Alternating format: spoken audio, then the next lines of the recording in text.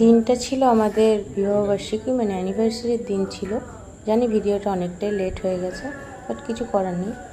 তবে এই ভিডিওটা লেট হলেও কোনো অসুবিধা নেই, কারণ কি, এটা আমার রুম ডেকোরেশনের ভিডিও, যেটা নিজে হাতে আমি পুরো রুমটা ডেকোরেশন করেছি।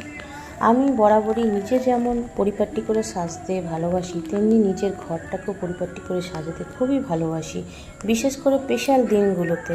আর এটা আমি প্রতি বছরই করে থাকি, বাট সব বছর তোমাদের সাথে শেয়ার করা হয় না, আবার কোনো সময় হয়েও থাকে। যাই হোক, তো প্রতি বছর এক এক রকম এক একভাবে আমি ঘরটাকে সাজিয়ে তুলি নিজের মতো করে। যা যা আমার কাছে নিজস্ব আইটেম আছে, কিছু কিছু আমার বরের নিজের হাতে বানানো আইটেম আছে, যেমন এইটা, তো সেইগুলোকে দিয়ে আমি ঘরটাকে খুব সুন্দর করে সাজিয়ে ফেলি।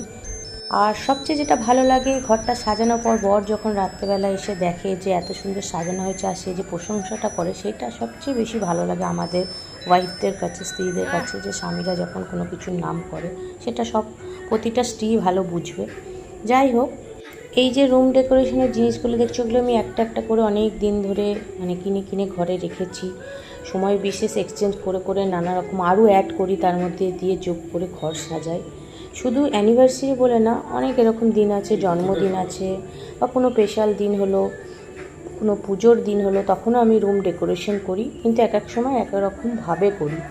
ঠিক আছে, তো আমার এই রুম ডেকোরেট করার বা রুমটাকে সাজানোর আইডিয়াটা বা সাজানোর পদ্ধতিটা কেমন তোমাদের লেগেছে, অবশ্যই একটা কমেন্ট করে জানিও। ভালো লাগলে তোমরাও আমার মতো করে এভাবে রুম সাজাতে পারো। তো আজকের মতো এইটুকুই, টাটা, বাই বাই।